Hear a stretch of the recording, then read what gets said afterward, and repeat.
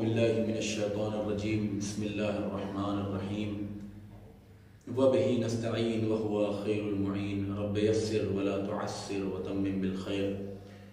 قال امام الصادق علیہ الصلاۃ والسلام احیوا امرنا فرحم اللہ من احیا امرنا۔ ناظرین محترم، عزاداران ماتمداران سرکار سید الشہداء، ایام عزا آ گئے اور تمام عزاداران مظلوم کربلا نے اپنے اپنے گھروں کو، اپنے عزا خانوں کو امام حسین علیہ السلام کی مجلس کے لیے تیار کر لیا، اور ہم سب ذہنی طور پر، قلبی طور پر امام حسین علیہ السلام کا غم منانے کے لیے تیار ہو چکے ہیں اور مجالس میں جانے کے لیے تیار ہیں۔ عزیزان گرامی، قبل اس کے کہ ہم مجالس میں جائیں، میں نے بہت ضروری سمجھا اور بہت ہی اہم سمجھا اس بات کو کہ وہ چند باتیں آپ کے سامنے پیش کری جائیں کہ جو ایک عزادار مولا کو، جو ایک ماتمدار سرکار سید الشہداء کو اپنے ذہن میں رکھنا چاہیے۔ اس سے پہلے کہ ہم مجلس میں جائیں، ان باتوں کا جان لینا بے حد ضروری ہے کہ وہ آخر کون سے آداب ہیں، وہ کون سے ایسے احکام ہیں کہ جو ہمیں خیال رکھنا چاہیے، اور امام حسین علیہ السلام کی مجلس میں جانے سے پہلے ان کو اپنے ذہن میں رکھنا چاہیے، تاکہ ہمیں وہی ثواب مل سکے جو ثواب ملنا چاہیے، جو ثواب ملنے کا حق ہے۔ تو جلدی جلدی کچھ آداب ہیں جو میں نے کتابوں سے، علماء سے اخذ کیے ہیں، وہ آپ کے سامنے پیش کر رہا ہوں، تاکہ ہم ان باتوں کو خیال رکھیں، ذہن میں رکھیں، اور کہیں ایسا نہ ہو کہ ہم سے کوئی ایسا ادب چھوٹ جائے کہ جو امام حسین علیہ السلام کی مجلس میں ثواب کے کم ہونے کا سبب بن جائے۔ سب سے پہلی چیز، جب ماہ عزا آتا ہے، محرم کا چاند نمودار ہوتا ہے، تو سب سے پہلی شے جو ہے وہ روایات کے مطابق امام رضا علیہ السلام فرماتے ہیں کہ میرے بابا کو میں نے کبھی محرم کا چاند نکلنے کے بعد خوش نہیں دیکھا، مسکراتے ہوئے نہیں دیکھا، یہاں تک کہ عشرے کا دن آ جاتا تھا، یعنی عاشور کا روز، اور عاشور کے روز میں دیکھتا تھا کہ میرے بابا کہتے تھے ھذا الیوم، کہ یہی وہ دن ہے کہ جب میرے جد مولا حسین علیہ السلام کو قتل کیا گیا۔ پھر مولا فرماتے ہیں کہ جس نے بھی من تذکر مصابنا، کہ جس نے بھی ہماری مصیبت کو یاد کیا، جس نے بھی ہماری مصیبت پر گریہ کیا، وہ یوم قیامت ہمارے ساتھ ہمارے درجے میں ہوگا۔ اللہ اکبر! کہاں امام کا مقام اور کہاں ہم خاطی اور گنہگار۔ امام کہہ رہے ہیں کہ ہماری مصیبتوں کو یاد کرو، یعنی کہ پہلی محرم سے لے کر ایام عزا کا آخری دن ہمیں ایسے گزارنا ہے کہ جیسے امام نے ہم سے طلب کیا ہے، یعنی ہمارا ذہن اس بات کی طرف متوجہ رہے کہ یہ عام دن نہیں ہے، یہ مصیبت کے دن ہے، یہ مولا حسین علیہ السلام پر مصیبت کے دن ہے، بی بی زہرا کو ان کے لال کا پرسہ دینے کا دن ہے۔ کہیں ہمارے چہرے پر مسکراہٹ تو نہیں آ رہی ہے، کہیں ہمارا دل کسی بات سے خوش تو نہیں ہو رہا ہے، کہیں ہمارا ذہن کسی دنیاوی بات کی طرف تو نہیں لگا ہوا ہے۔ تو ان باتوں کی طرف متوجہ رہنا ضرور۔ سب سے پہلی بات کہ پہلی محرم سے لے کر ادھر ہم مجلس کے لیے آمادہ ہوں، ہمارا ذہن، ہمارا چہرہ، ہمارا دل بالکل غرق ہو جائے مولا حسین علیہ السلام کے غم میں۔ یہ ہے ایمان گرامی پہلا ادب، پہلی چیز جو استقبال ماہ عزا میں یا مجلس میں جانے سے پہلے ہمیں ذہنوں میں رکھنی چاہیے۔ دوسری اہم بات جو بہت ہی اہم ہے، جس کا اکثر لوگ خیال نہیں کرتے، دیکھیں علماء کرام نے کہا ہے کہ چونکہ مجلس مولا حسین علیہ السلام، ذکر مولا حسین علیہ السلام گویا کہ ذکر پروردگار ہے۔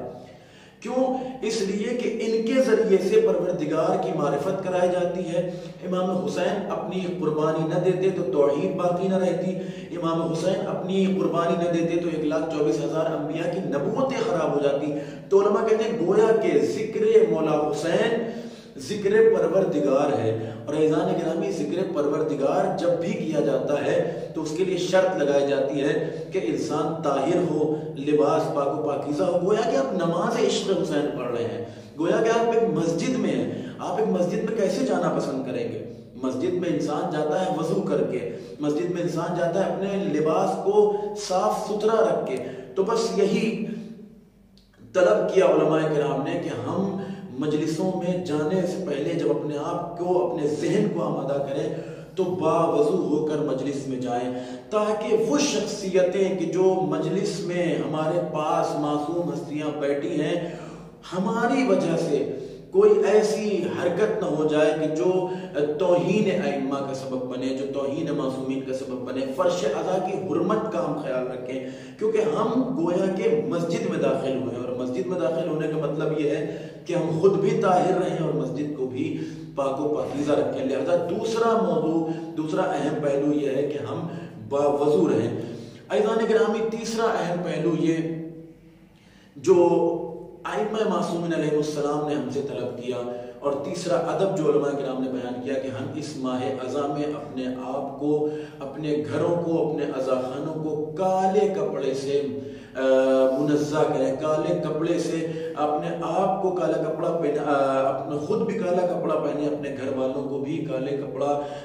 پہنائیں۔ کیوں؟ کیونکہ یہ کالا کپڑا جو ہے وہ امام حسین علیہ السلام کے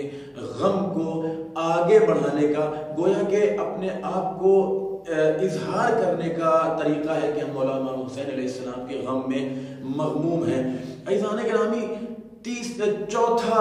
ادب جو بیان کیا گیا کہ مجلس میں جانے سے پہلے، خاص طور سے کسی بھی مجلس میں جائیں تو مجلس میں جانے سے پہلے علماء کہتے ہیں جب اپنے گھر سے نکلیں تو سب سے پہلے استغفار کریں۔ دوسری بات یہ کہ محمد و آل محمد علیہ السلام پہ صلوات پڑھیں، کثرت سے صلوات پڑھیں، استغفار کریں۔ کیوں؟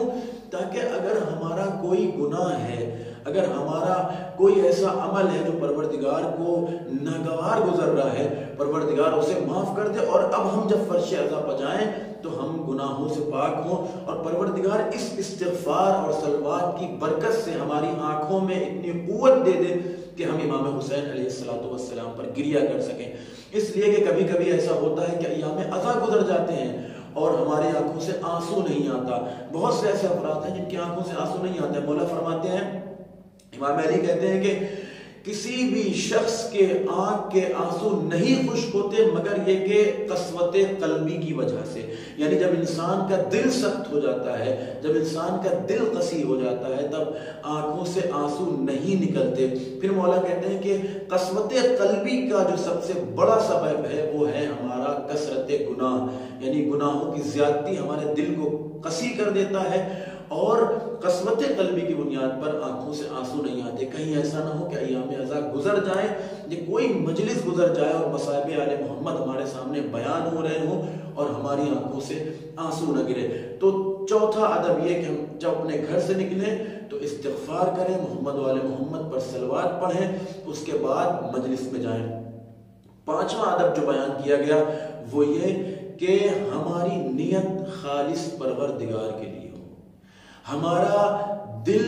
مولا حسین علیہ السلام کی، بی بی زہرا سلام اللہ علیہ کی، رسول اسلام کی خوشنودی کے لیے ہر قدم آگے بڑھائے۔ یعنی ہم مجلسوں میں کسی کو دکھانے کے لیے نہ جائیں، یا ہم مجلسیں کسی کو دکھانے کے لیے برپا نہ کریں، بلکہ قربتاً الی اللہ کی نیت کریں، چونکہ پروردگار نے چاہا ہے کہ ایک ایسی قوم پیدا کرے گا کہ وہ امام حسین پر روئے گا، اور ہم اسی قوم میں سے ہیں، لہذا ہم پر ضروری ہے کہ ہمارا ہر فعل جو امام حسین کی راہ میں انجام دیا جا رہا ہے وہ قربتاً الی اللہ ہو، کسی کو دکھانے کے لیے نہ ہو۔ چھٹا ادب یہ کہ جب ہم مجلس مولا حسین علیہ السلام اپنے گھروں میں برپا کریں تو کوشش کریں کہ ہم سے کوئی ایک بھی ایسا عمل نہ ہو کہ جو فرش اعضاء کی حرمت کو پامال کرے۔ گویا کہ کہنے کا مطلب یہ علماء کرام کے کہ ہم فرش اعضاء پر آئیں تو ایسا نہ ہو کہ ہمارے چہرے پر مسکراہٹ ہو گئی، ایسا نہ ہو کہ بی بی زہرا موجود ہوں اور وہی دیکھیں کہ یہ ہمارے لال پہ رونے آیا تھا اور یہ فرش اعضاء پر بیٹھ کر مسکرا رہا ہے، ہنس رہا ہے۔ ایسا نہ ہو کہ ذاکر آل محمد ذکر آل محمد کر رہا ہو اور مصائب مولا حسین بیان ہو رہے ہوں اور ہمارے یا آپ کے لبوں پر ہنسی ہو۔ یہ حرمت فرش اعضاء کا سبب ہے، لہذا ہمیں اس سے بھی دور رہنا ہے۔ پھر علماء کہتے ہیں چھٹا ادب یہ ہے کہ جب ہم فرش اعضاء پر جائیں تو یہ سوچ کر جائیں کہ آج ہم کچھ سیکھنے کے لیے جا رہے ہیں۔ عزیزان گرامی، مولا حسین کا یہ سفر، یہ شہادت، یہ قربانی، یہ ایثار تھا صرف اور صرف دین کو بچانے کے لیے، تھا صرف اور صرف مقاصد دین کو بچانے کے لیے۔ امام کا مقصد اصل میں شہادت نہیں تھا، امام کا اصل مقصد تھا دین محمد کو بچانا، دین محمد کی حفاظت کرنا۔ تو ہمارے اندر یہ طلب ہونی چاہیے کہ ہم مجلس مولا حسین میں جا رہے ہیں، آج کچھ نیا سیکھیں گے، اپنے آپ میں کچھ چینجز لائیں گے، اپنے آپ میں تبدیلی لائیں گے۔ اور علماء نے کہا ہے کہ اگر تم چاہتے ہو کہ تم یہ جانو کہ تمہاری مجلسیں قبول ہو رہی ہیں یا نہیں، تو یہ دیکھو کہ مجلسوں کے بعد تمہارے اندر تبدیلی آئی یا نہیں۔ اگر تبدیلی آ رہی ہے تو گویا کہ تو ذکر محمد و آل محمد تمہیں بھی فائدہ پہنچا رہا ہے، تمہاری نسلوں کو بھی فائدہ پہنچا رہا ہے۔ اس لیے کہ آج اگر ہمارے اندر تبدیلی آئی تو ہمارے وسیلے سے ہمارے بچوں میں، ہماری نسلوں میں پاکیزگی آئے گی، ان میں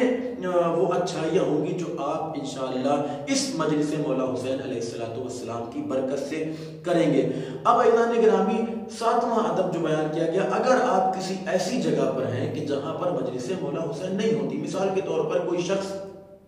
انڈیا سے، پاکستان سے باہر ہے،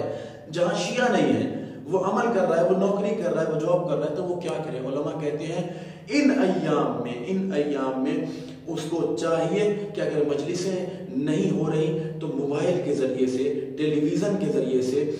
ریکارڈنگ کے ذریعے سے مجالس مولا حسین کو سنے اور گریہ کرے۔ یہ اہم مرتبہ ہے مولا حسین علیہ السلام کی مجالس کا، کہ اگر کہیں کوئی نہ بھی ہو، بلکہ آیت اللہ العظمیٰ شیخ بشیر حسین نجفی کہتے ہیں کہ اگر تمہاری زبان میں مجلس نہ ہو رہی ہو تو دیکھو کہاں پر کسی بھی زبان میں، کہیں اگر کسی بھی زبان میں مجلس مولا حسین علیہ السلام ہو رہی ہے تو جاؤ اور جا کر بیٹھ جاؤ۔ تم بیٹھو گے، مولا حسین کے نام میں اتنا درد ہے کہ تمہاری آنکھوں میں اپنے آپ آنسو آ جائیں گے، اگرچہ تم زبان کو نہ بھی سمجھتے ہو۔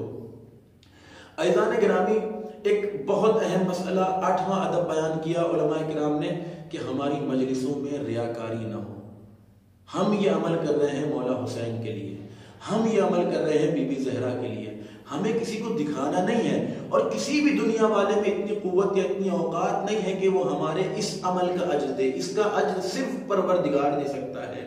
یہ وہ عمل ہے کہ جس کی تمنا حبیب ابن مظاہر نے کی ہے، یہ وہ عمل ہے جس کی تمنا ملائکہ کرتے ہیں، یہ وہ عمل ہے کہ جس کے ذریعے سے آپ کو اور ہمیں وہ مقام ملے گا کہ جس کے بارے میں ہم اصلا سوچ نہیں سکتے تھے۔ آپ نے کبھی سوچا ہے کہ ہم امام کے درجے پر فائز ہوں گے؟